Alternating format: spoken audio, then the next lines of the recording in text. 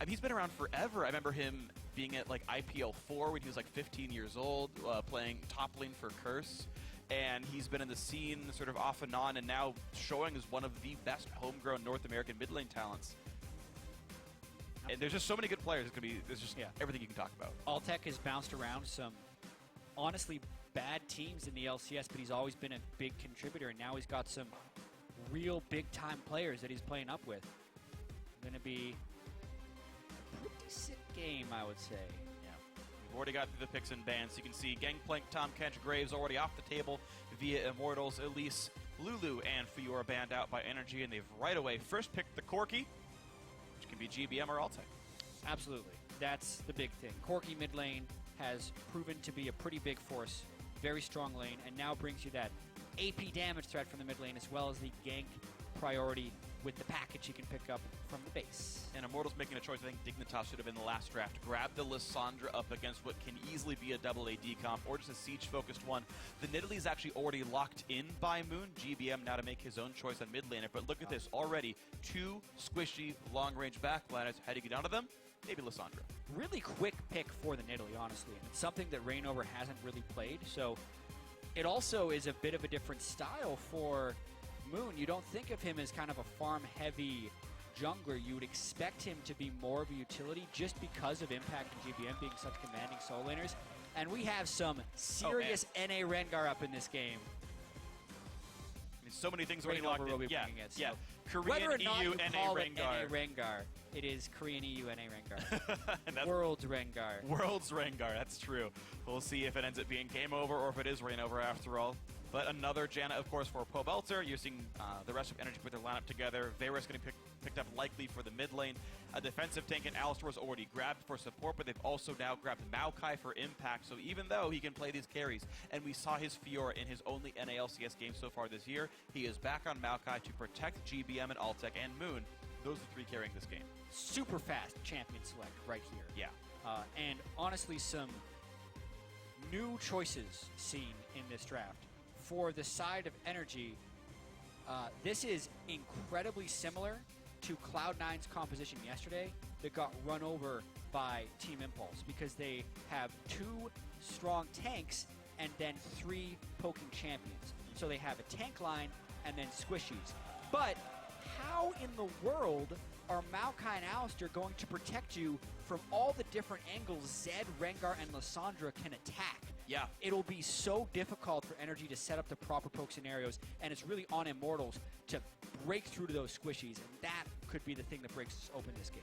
And here we go, the first NAZ of the year. Pobelter brings out the Assassin in the mid lane, and what better time to try to elude some tanks and get into that squishy backline. Adrian, 4 for 4 now on playing Janna. It seems like if you let him pick it, he will, regardless of the comp, regardless of what's going on. He is going to play this champion and buff up the AD Assassin to keep Wild Turtle alive. Well, he's hit 15 assists and 0 deaths in 2 of his games, and the only time he couldn't get 15 assists is because the game was over in 18 minutes. So I'd say so far so good. Don't fix it if it's not broken. Immortals, though, this is the squishiest team they have put together. If they fall behind against Maokai or even against Corki Varus, the poke could 2-shot them because no one's really going to be building tank stats. Yeah. Once again, we could see a highly variable, volatile game from Immortals, but that was a very fast and exciting draft, which hopefully the game mimics. The game could be fast and exciting as well. It could be absolutely incredible. Guys, you at home, as always, voted in this one. Hashtag NRG winner, hashtag IMT win to @LolEsports on Twitter. Let us know who it's going to be. Every major region actually has an undefeated team except for the European LCS. North America will have one at the end of the day, but of the 2 3-0 teams, one will get their first loss here. Will it be NRG? Will it be Immortals? Here we go into the game. This is going to be a big one. Game of the week. Nice Immortals banners.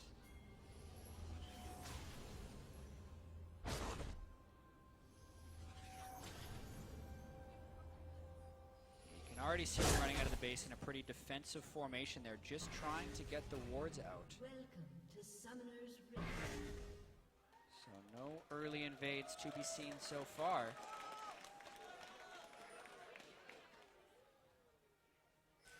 Have to see how well Immortals can lane swap this one, because an early magic resist item on a top lane Maokai will really diminish Huni's ability to create pressure in the lane. Have to make teleport plays for sure. Something to watch for. Right now, 1 minute and 3 seconds in, Impact can start setting up saplings for whatever jungle start he wants to set Moon up with. Moon himself, I want to know if he's actually going for a trap start or a javelin start. In solo queue tend to see traps. He is putting traps down himself, so that will give the best start that Nidalee can have. You just basically get to continue to refresh the hunt and get super low cooldown pounces. That's how you clear the jungle the best as Nidalee. One more Bushwhack comes down, and it will be a Crux start. And Impact actually not doing any sapling spam to make this faster. Yeah, who needs saplings? Actually, no, I think he did get them on... whatever, we'll figure it out later. Either way, I think he threw a scouting sapling in the river early on. Yeah, he did not get Raptors. There's no bonus CS on this Maokai. Level 2? Oh, he did donate to GBM. Okay, that's what I was missing. GBM has 3 bonus CS by sending a piercing arrow over from where the saplings were on Raptors. I wanted to figure it out. I finally did. Yep, congratulations. Not as important as you might think. All figured out. It'll be a slight experience advantage, honestly. GBM can hit level 2 before Pobelter and get a little bit more of an early laning advantage. A Corruption Potion Varus. Definitely important. Huni sees that he is in a lane swap and comes to defend Reignover as well as be part of the double jungle.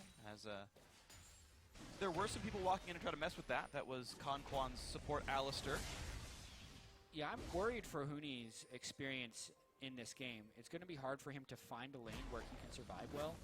If Impact gets ahead of him, he won't be able to lane well against Maokai, just thanks to Maokai's tankiness and the fact that Lysandra is so spam heavy with her spells. Maokai can just heal back up with auto attacks. And then against Alistair Corki, it's a lot of crowd control that can... A lot of crowd control and burst damage, just with Alistair and Corki. So a squishy Lysandra wouldn't be able to exist in that lane either. And Lysandra's also not a great double jungler. It's really going to rely on Huni finding creative ways to get experience, whether it's through gank kills or finding some empty lanes where he can just pick up minions without contention. Because other than that, he's going to be really far behind on a champion that can't fall behind and still succeed. Well, right now he's going to be sharing XP in the bottom lane here, and we'll see how well the wave bounce goes.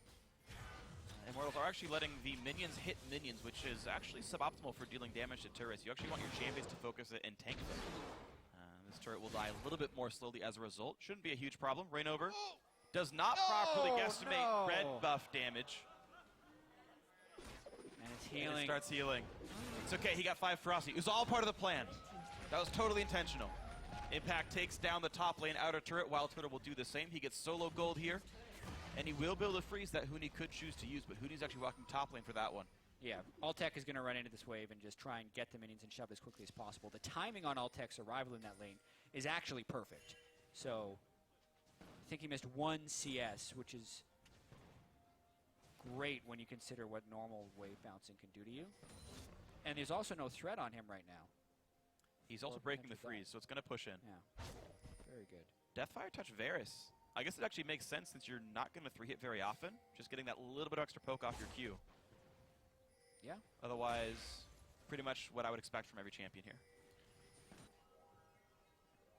Got the Wind Speaker's Alistair as well. Give that nice armored MR to everyone if he can get the right Triumphant Roar off. Right. Reignover also rushed cooldown boots, by the way, and he is going Strength of Ages. Real early.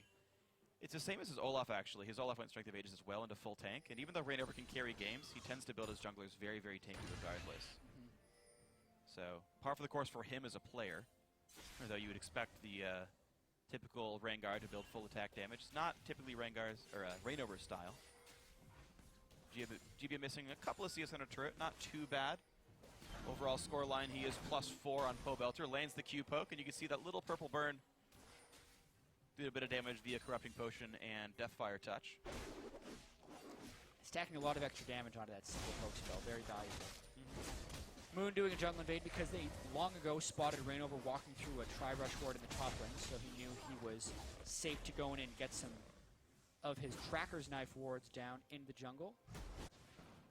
Leaves a little wolf up and would expect that Grom to be spawning fairly early, which I think didn't happen, so he's killing it now, yep. As well for the Energy Jungler here, who is basically equal level to Reignover, so both these guys have done so far roughly the same things this game.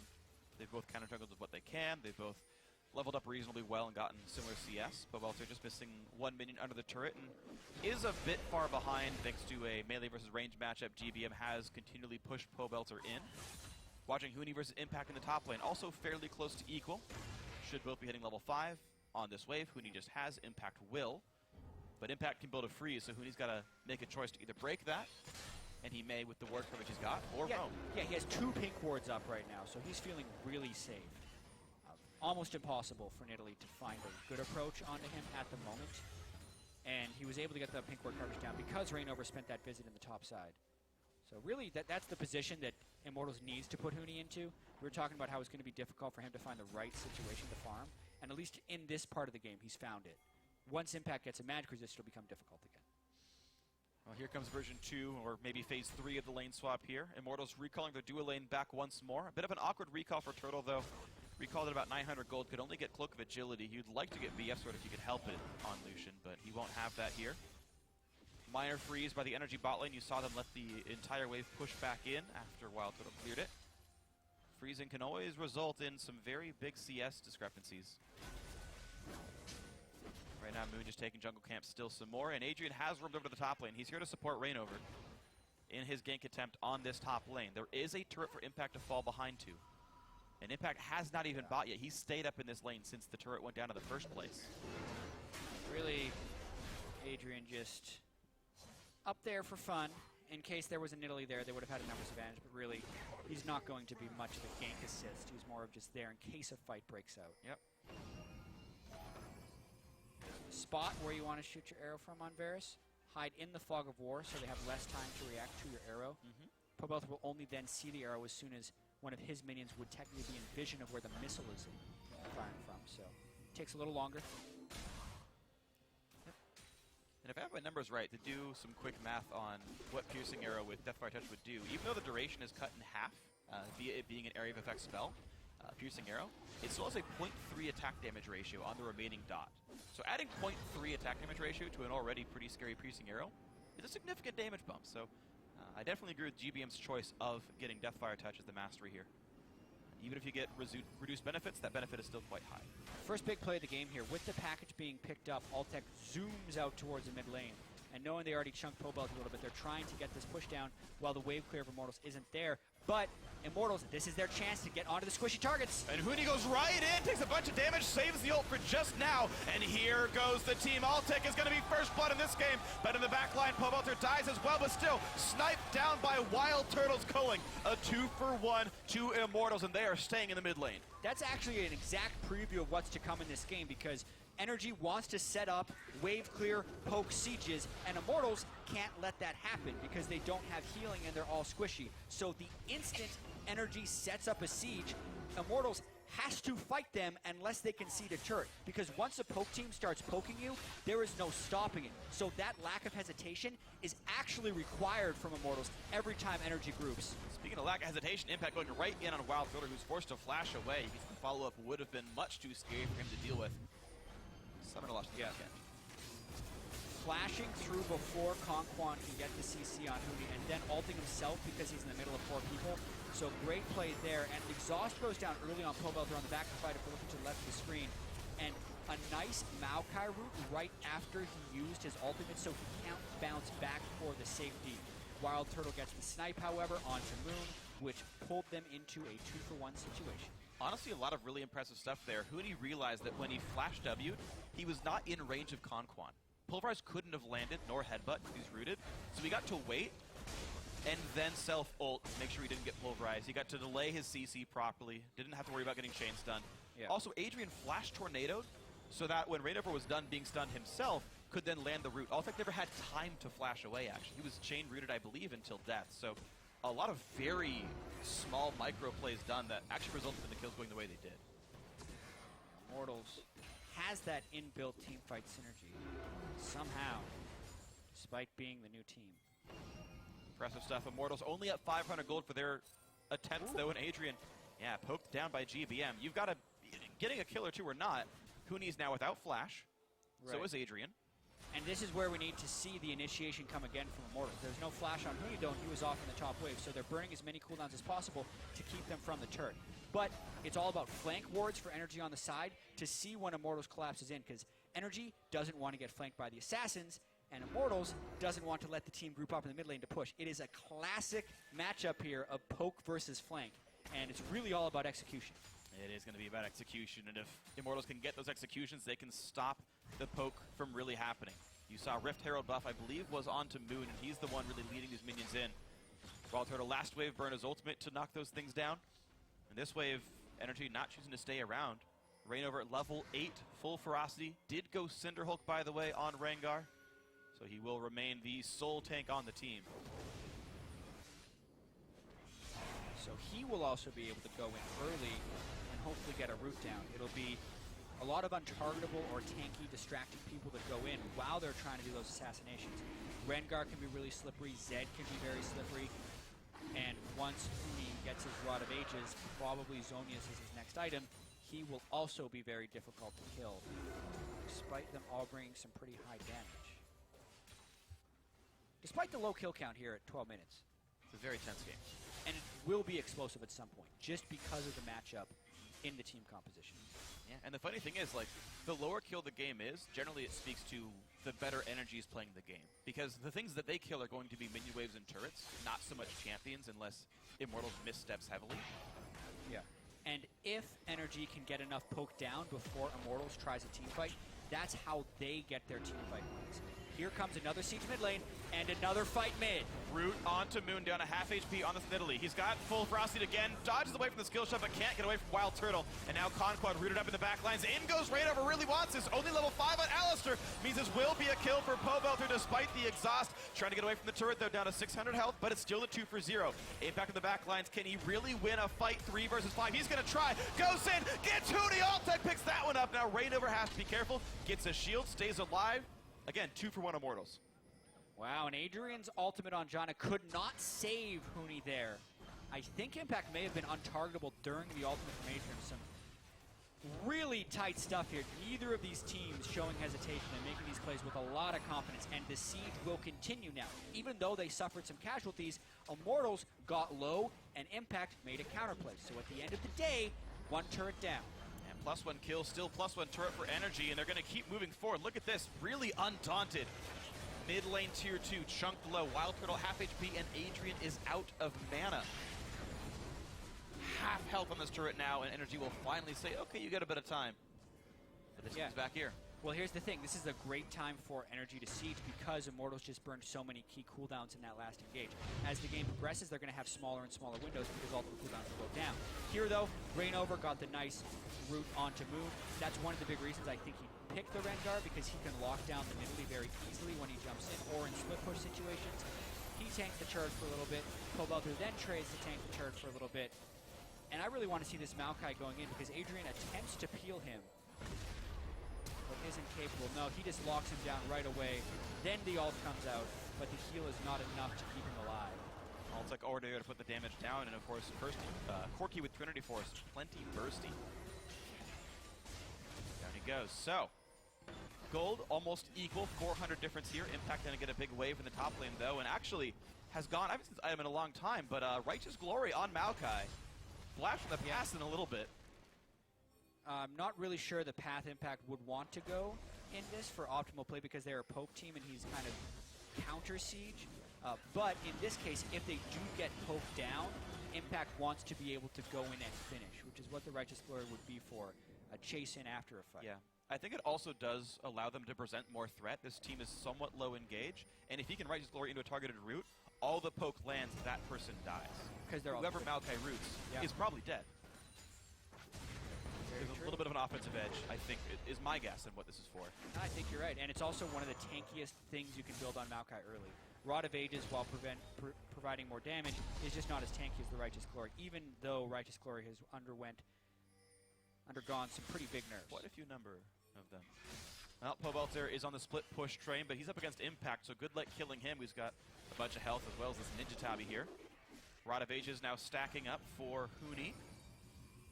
And Altec, of course, going for the standard Trinity Force build himself.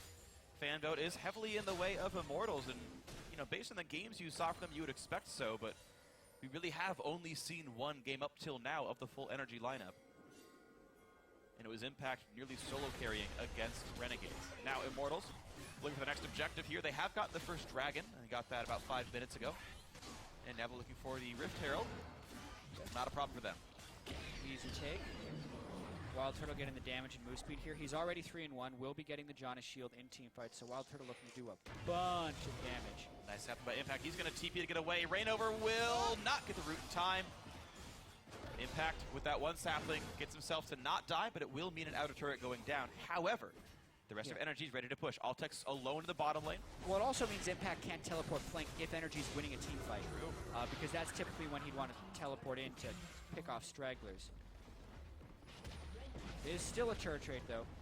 Main win or loss there was the Summoner Spell burnt by Impact. And Immortals' ultimates are back up for this next siege that NRG wants to pull off. No Rengar ultimate, but they do have Lissandra ultimate. And there it goes! Huni nearly gets chain stunned to death, but will get a self-ult to stay alive. Wild Turtle tanks and exhaust, but still looks for a bit of poke. NRG flailing back. Pobelter, though, does not go in for the hard engage. Plenty of damage dealt. Huni, though, too low to fight. Yeah, not as clean as the prior Immortals engages. Huni gets played by Conquan there and nearly bursted out. Thanks to his Rod of Aegis, he lived just long enough to ult himself and still make an escape. But that does mean a successful disengage and another successful turret for the siege composition of NRG. Right, I mean, all the NRG siege is really ultimate not required here. The tanks, it doesn't really matter how tanky they are as long as the poke comes through, and those are off basic abilities primarily. But Immortals lost 4 ultimates within the last couple of fights there. Rainover going top lane and the rest of the team in the mid. So, well, there goes the engage tools. NRG really unafraid of the fact that they took some hits and they knew they could keep going. Gold lead to NRG playing the siege comp.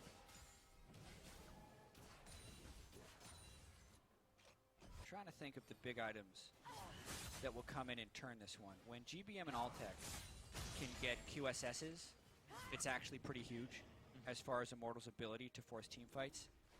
Lissandra, Zed, and Rengar can somewhat be shut down by those, even though they'll still be taking the damage.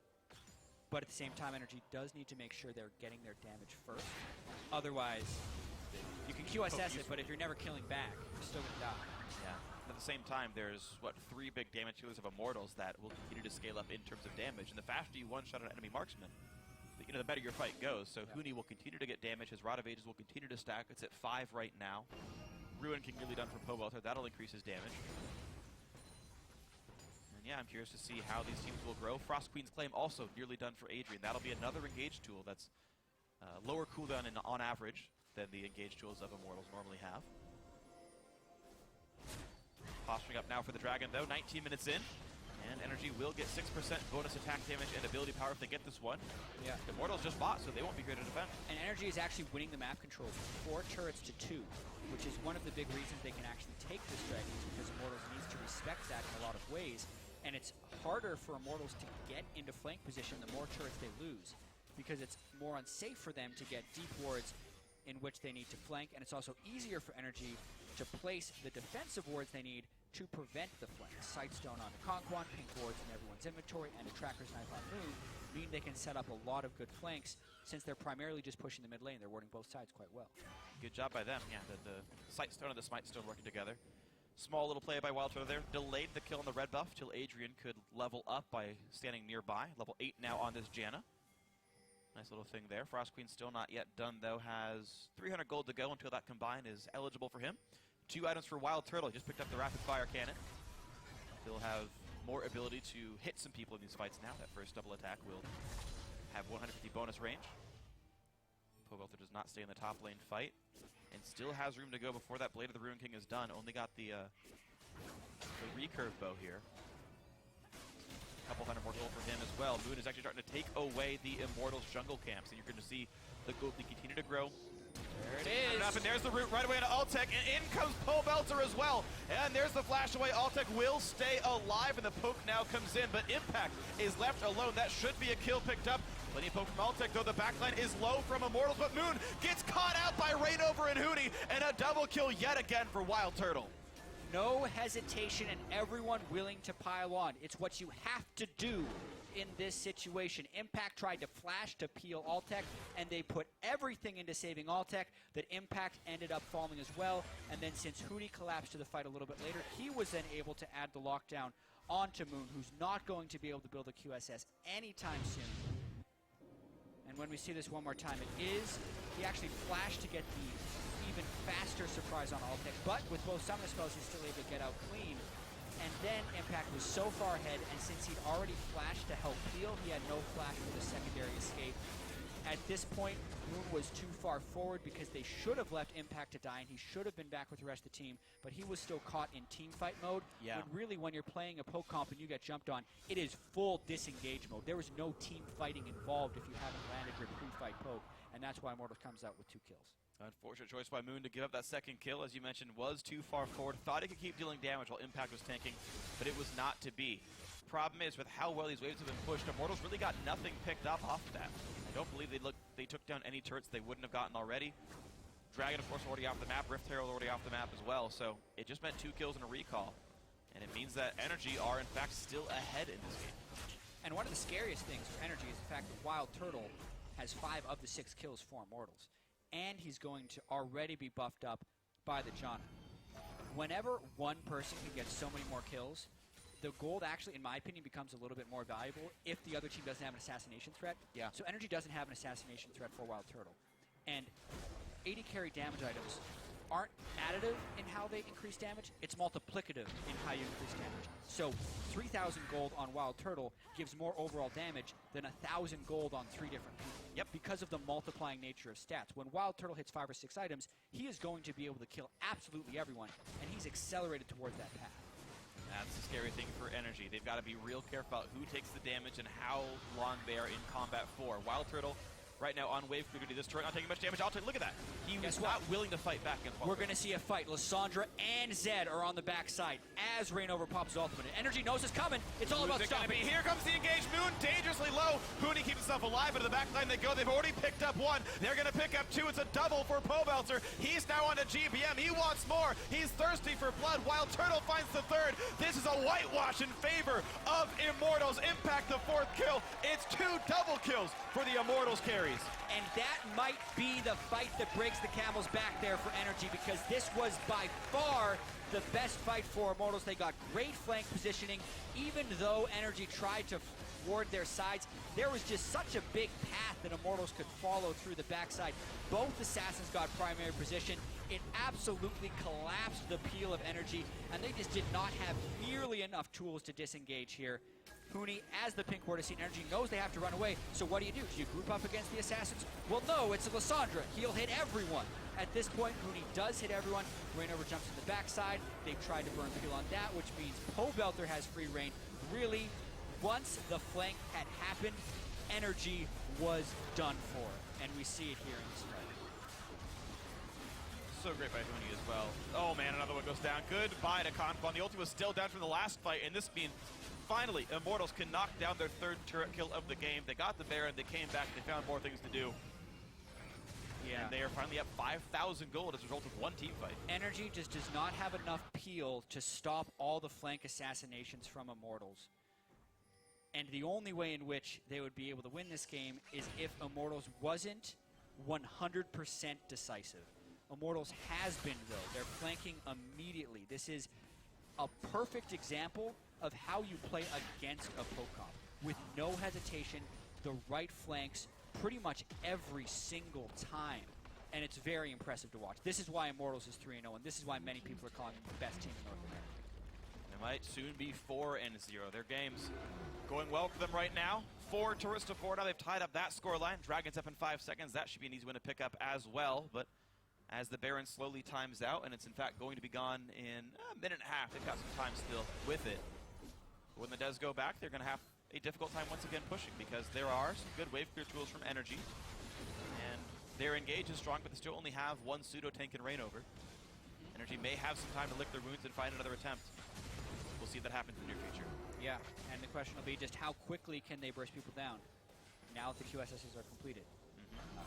Dragon hasn't even been fully prioritized for Immortals, so it's not like they can stack to 5 dragons very quickly. But they do have that 7,000 gold lead, And the important thing to note is every time Energy moves out now, they just don't have the time to set up flank wards.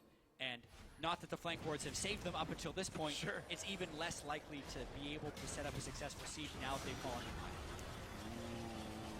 A lot of poke. Wild Turtle happy to play aggressively. He can burn QSS in case he's ever afraid of the Varus and just chunk people down. Mid lane tier 2 goes down largely from Wild Turtle's aggression.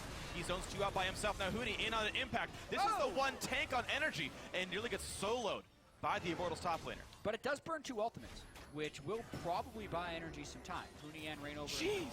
Whoa. That's the multiplicative damage we were talking about. And good. Oh, okay, he burned QSS, but then look at that. Waits, the Ignite comes in. There's one more Shuriken toss, and that's a kill going through to Pobelter. 13-2 Immortals, sizably ahead. 10,000 gold and a bot lane inhibitor at 2630. Yeah. Watching the game the way it's devolving right now for Energy makes you feel like they never really had a chance from Champion Select. Because once you see Assassins running free like Zed and Lissandra, and even Wild Turtle with 8 kills, it just looks so hopeless for Energy right now. They don't have the ways to escape all of the chase of Immortals, and Energy doesn't have a team fight composition to actually fight when they get caught. But that is the make or break of a poke composition. It's tough life, and Immortals is turning this into a stomp. They absolutely are. Immortals, when they get ahead, they tend to close things out fast. The record holders for fastest win in any LCS history, and you can see with games like this why they are able to do this and win so well and so consistently so far. It's only been their 4th game right here on the Rift, but these guys are scary. Dragon number 2 is theirs. They chose to delay that until after they could finish sieging with their Baron buff, so I think that is actually the correct choice. They don't need to wait for Dragon 5, but they did want to use as much of Baron as possible. Adrian still has not died, so currently he has 47 KDA? 48 KDA because of the 1 kill. 47 assists, 1 kill, 0 deaths. Maybe he's making a run for Bangs, what he was at 70 KDA at one point during Something Worlds. super high. Adrian will...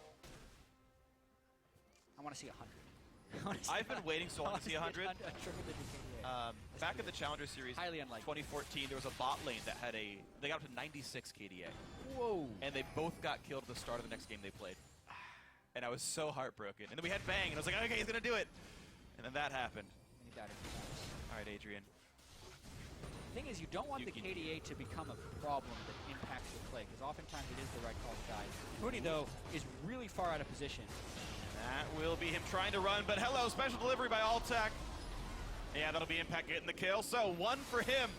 GBM in the back lines, not in a good spot, does QSS away the death mark and will stay alive thanks to Moon's heal.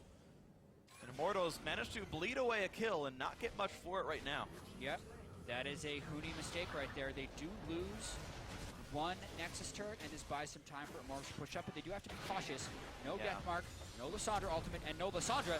Quan comes in, Wild Turtle trying to stay alive, but he still got hit by the ulti of GBM. Now Adrian's rooted, but Reignover is there to keep them all alive, and no major casualties, but here comes Impact into the back line. Once again, finds the route onto Wild Turtle. This overstay could punish Energy. Impact is tanky. He finds another route, but Powalter is still alive. Impact, though, is going to live as well, and that's a big stun. Here comes the follow-up. Now, do Energy have it? Wild Turtle's low, shut down by Moon. Here comes the chase. Another route for Impact, and another kill for Energy. They're finally getting back in, but here comes Huni. Cancels the teleport. That was smart, but it's a 2-for-0 for Energy. There becomes a time where you do need to show restraint, and that was it for Huni in canceling that teleport. Really, though, that all started with Huni dying at the very beginning, and Quan landed some massive headbutt pulverizes throughout that fight, and that's why Impact has the Righteous Glory and the teleport. He gets back onto Wild Turtle. Turtle doesn't have ultimate while he's trying to peel here, but it actually looked like Immortals was still going to be able to turn this fight due to the immense amount of damage from Wild Turtle until Quan uses Reignover as a headbutt target and lands the edge of his pulverize onto Wild Turtle. That prompts a full escape from Immortals, and Adrian was Immortal up until that flash where he really doesn't cover much distance, and Impact knows him right away. If he flashes over the wall, he remains unkilled. Luckily, with the way KDA is calculated, he still has that 47 KDA. Yep. We get 1 more death.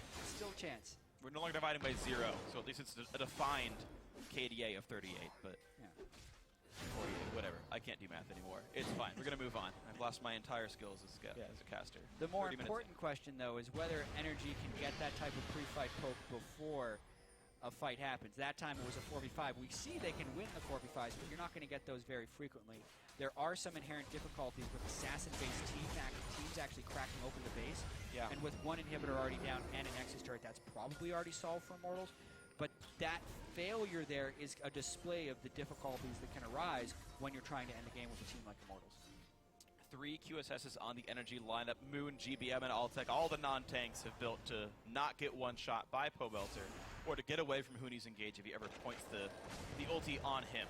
Now, it is a big tax on their inventory and tax on their gold, but it will remove a lot of the options that Immortals has for winning those fights. We'll see how that pays out. 9,000 Goolies will jump to 10K when this Baron goes down. No one is here to contest this. The Immortals continue to hold map control, and it will take a while for Energy to catch back up. Clean 10,000 gold, 60,000 to 50,000. Nice. That's 20% of a gold lead right there. Love me some clean numbers. Not anymore, though. Depends on which side you're looking at, the 20%. A 20% lead? Yeah. This is a 60% deficit. Yeah, because if you double it to 100K and 100K. Immortals has 20% more, but Energy would have not 20%.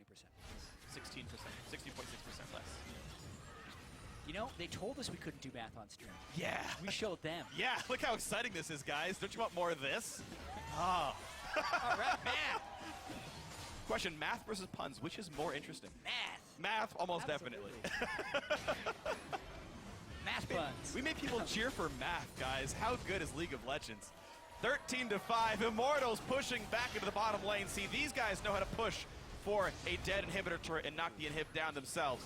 Conquan looking for an engage. Impact is pushing back Huni, who cannot withstand that 1v1. Impact, quote-unquote, can't play damage dealers, but still out-dueling Huni despite a 80 minion deficit.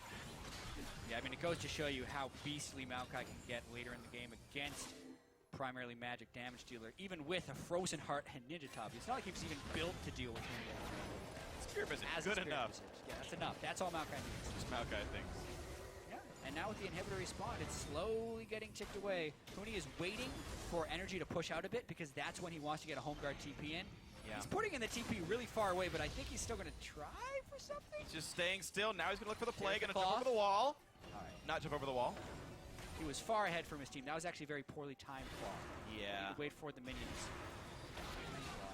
Try one more time. Will go. Flash W. 2 QSS's self-ult. That's going to be the inhibitor. Now what more can it be? Pobelter wants it. He goes for the backline. QSS are down. He's going to push in. He's already picked up GBM. Altec's going to be next. Rainover gets that kill. And the backline is dead. The front line is next. 3 kills for the fight. This will be the game. And Immortals will take it home in under 34 minutes. They are North America's last undefeated team. And they have taken down Energy.